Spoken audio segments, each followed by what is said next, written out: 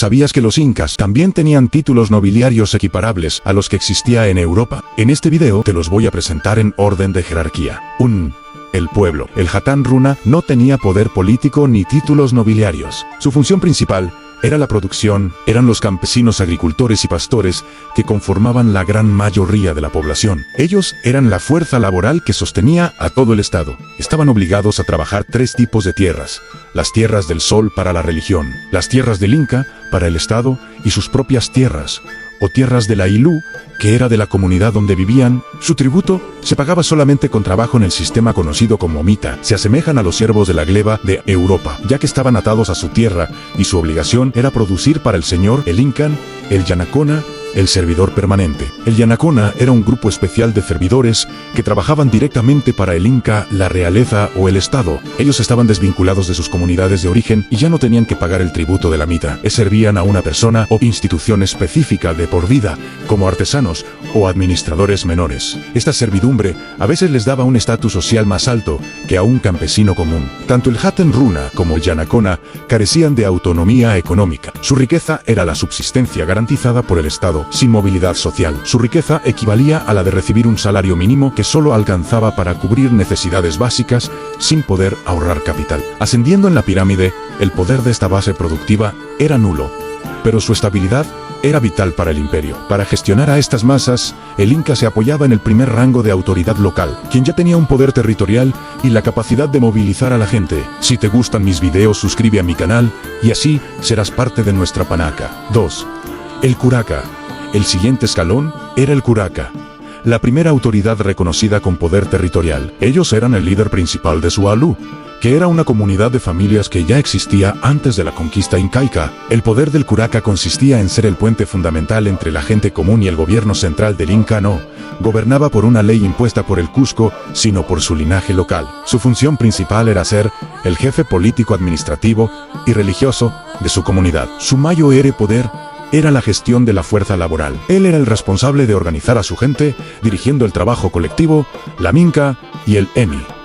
También distribuía las tierras entre las familias y aseguraba que el pueblo pagara el tributo al Inca, que siempre se hacía en forma de trabajo y servicio. Los incas no los eliminaban, sino que los confirmaban en el poder y les daban privilegios a cambio de total lealtad al Cusco. El curaca es comparable a un barón o a un señor feudal menor en la Europa medieval. Al igual que el barón, el curaca tenía control directo y territorial sobre la gente que vivía en su dominio. Su autoridad era local y prácticamente absoluta dentro de su Aylú. El poder del curaca no se medía en la cantidad de oro que poseía, sino en su capacidad para movilizar a la gente y los recursos. Su influencia económica podría compararse a la de un alcalde de una ciudad productiva o al CEO de una gran empresa agrícola regional en la actualidad. Su verdadera riqueza era la capacidad de garantizar la producción de alimentos, la construcción de canales y el manejo de una gran fuerza laboral organizada. Su poder era la gestión total de los recursos locales. El curaca era esencial, pero su autoridad terminaba en su propia comunidad. El siguiente nivel no controlaba solo un pueblo, sino que era un funcionario que representaba los ojos y oídos del Inca en cada rincón del vasto imperio, asegurando que las órdenes del Cusco se cumplieran sin importar la distancia. 3 funcionarios imperiales. Este escalón incluye a hombres como el Takuí, Rikuí y el Quipuca Mayose, quienes conformaban la primera línea de la nobleza de privilegio. Estos hombres no nacían con el poder, sino que lo ganaban por su talento y su servicio directo al emperador. Su poder no era de propiedad, sino de delegación total. Venía directamente de la voluntad del Inca, de la misma manera en que los reyes europeos eran los que nombraban a los condes o duques. El Takuí, Rikuí, que significa el que todo lo ve, era el inspector imperial. Viajaba por todo el territorio muchas veces de incógnito y con poder absoluto para juzgar y resolver problemas. Su misión era asegurarse de que los curacas y los administradores locales no abusaran de su poder y que las leyes del Cusco se cumplieran al pie de la letra. Tenía poder judicial y podía incluso arreglar disputas matrimoniales en nombre del Inca Quipuca Mayo. Se era el experto en huaypes, las cuerdas anudadas que servían como sistema contable y de registro. Su poder radicaba en el manejo de la información crucial del Estado, censos, cosechas, tributos y la población. Sin estos hombres, el imperio no podía funcionar ni planificar su economía. El Tukuy Rekyui es comparable a un juez o canciller del reino itinerante o al ojo del rey en la administración medieval. Alguien con autoridad absoluta para impartirla. El Quipuca Mayose sería el tesorero real o el archivista mayor, el que maneja las cuentas que sostienen la corona. Su poder económico se basaba en el control de la información clave que gestionaba la riqueza de todo el Estado. Su influencia podría compararse a la de un auditor general del Estado o un director del Banco Central moderno que controla la data y fiscaliza los flujos financieros del país. Controlan flujos de valor de 50 a 200 millones de dólares, que serían 170 a 680 millones de soles al año, en tributos de trabajo y bienes. No son dueños de los activos, pero son quienes deciden cómo se registran y se distribuyen. Estos funcionarios tenían un poder inmenso sobre la vida civil. Pero el siguiente escalón en la pirámide tenía un poder mucho más directo y temido debido a su poder militar. 4.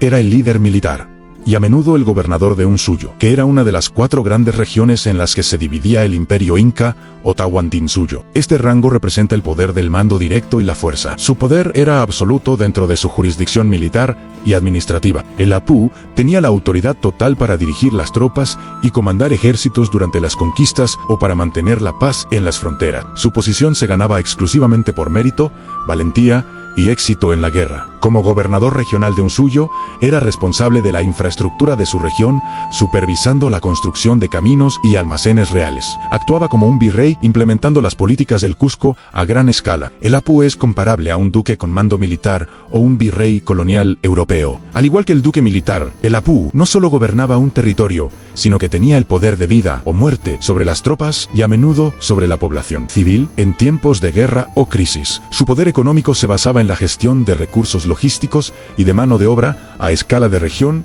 o estado. Su influencia podría compararse a la de un ministro de defensa o un jefe de estado mayor que tiene bajo su mando el presupuesto de grandes obras públicas y el control de amplios recursos materiales y humanos. Estos líderes militares eran la mano dura del Inca, y su poder era vasto. Sin embargo, su autoridad era delegada y temporal. El siguiente escalón, el más alto de la nobleza, ejercía un poder que era innegociable, permanente y fundacional, pues estaba ligado a la sangre y al patrimonio del mismo emperador.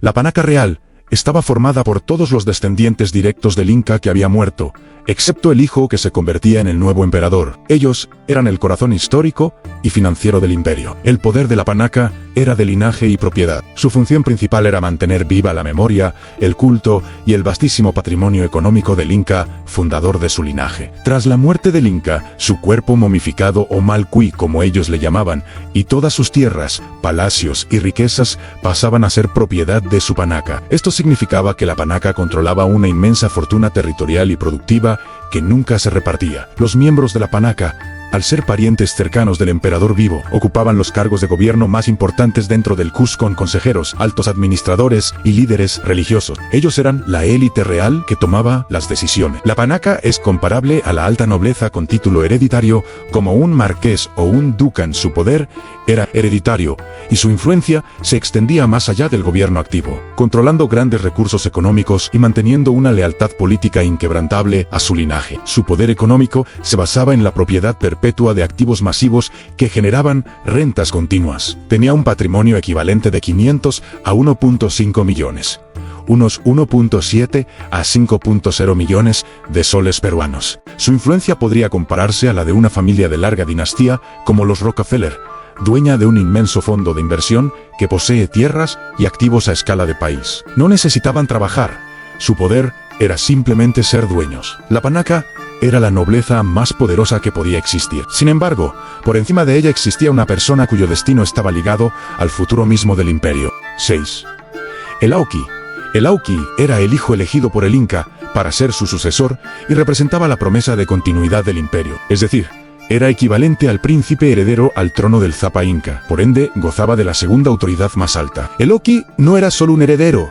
Era un gobernante en formación activo, ejercía funciones militares y administrativas junto a su padre, el Zapa Inca. Su rol era aprender a gobernar dirigiendo campañas militares y asistiendo en el Consejo Imperial. El Inca lo probaba en diversas responsabilidades y era elegido por su capacidad, no por ser el primogénito. Se le otorgaba una mascaipacha o insignia que lo distinguía y un séquito propio. Su autoridad era inmediatamente superior a la de cualquier panaca curaca o apu. El Auqui es directamente comparable al príncipe de Gales o al delfín de Francia, que eran herederos al trono. Su poder era delegado y dependía de la vida y la voluntad del monarca, y gozaba de un respeto reverencial. Su poder económico radicaba en el acceso ilimitado al presupuesto imperial para sus campañas y la garantía de heredar el Estado completo, por lo que su presupuesto era el de todo el imperio. Su influencia podría compararse a la de un presidente de un consejo de administración o regente, que tiene autoridad para manejar el presupuesto nacional. Si bien no era su patrimonio, su capacidad de gasto e inversión era ilimitada. Esto equivale a manejar un presupuesto operativo de varios miles de millones de soles para proyectos específicos como campañas militares y desarrollo de infraestructura. Reflexión final: en el mundo moderno, el ascenso más rápido no siempre es por linaje, sino por relevancia. La meritocracia exige excelencia y habilidades clave como control de la información, buen juicio y criterio. El servicio especializado, como lo hacían Yanacochas, te posiciona cerca del poder y la toma de decisiones. Por eso, debe ser indispensable en tu lugar de trabajo. La verdadera movilidad social la logra aquel que transforma su trabajo de ser una simple obligación productiva a ser una función estratégica o un servicio vital para la autoridad más alta. El valor no está en la cantidad de trabajo, sino en la calidad e impacto que puedas lograr al ejecutarlo. Si te gustó este análisis sobre la jerarquía inca, estoy seguro que estos vídeos te van a encantar. Comenta, comparte y suscríbete al canal.